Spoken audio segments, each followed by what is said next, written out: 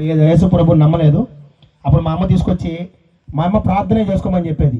అప్పుడు ఈయన ఏమ్మా దేవుడు దేవుడు అంటే దేవుడు తగ్గిస్తాడా అని చెప్పి మా అమ్మని ఎక్కువ చాలా మాట్లాడిగాడు. అప్పుడు నేను చూశాను, నేను ఒక 26, 25 పైనే, అంటే 26 లోపు. అంటే ఎన్ని సంవత్సరాలు అంటే ఇప్పుడు దాదాపు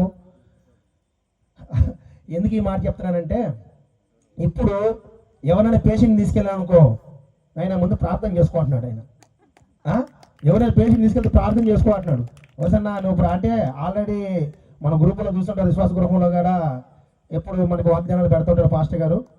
దేవుని మహాకృప ఏంటంటే ఆయన డాక్టర్ కంటే కూడా ఇప్పుడు పాస్టర్కి ఎక్కువ సేవ చేస్తున్నాడు. ఎందుకంటే అందరికీ భోజనాలు పెట్టడం కానీ చాలా సేవా కార్యక్రమంలో కూడా ముందుకు వెళ్తున్నాడని నేను చాలాసార్లు పిలిచాను. అయ్యా ఒకసారి ఈ ఛానల్లో కూడా మీరు రావాలి అని అన్నాను.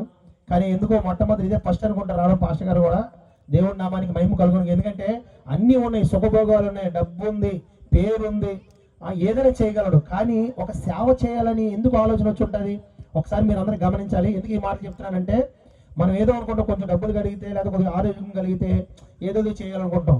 డాక్టర్ అంటే ఎంత సంపాదించకూడదు, అది ఇప్పుడు ఈ చుట్టుపక్కల ఉన్న పరిశ్రమలని బట్టి. కానీ సేవ కంటే కూడా దేవుని మహాకృప. హల్లెలూయా. పాస్టర్ గారి ప్రార్థన నడిపిస్తారు. హల్లెలూయా.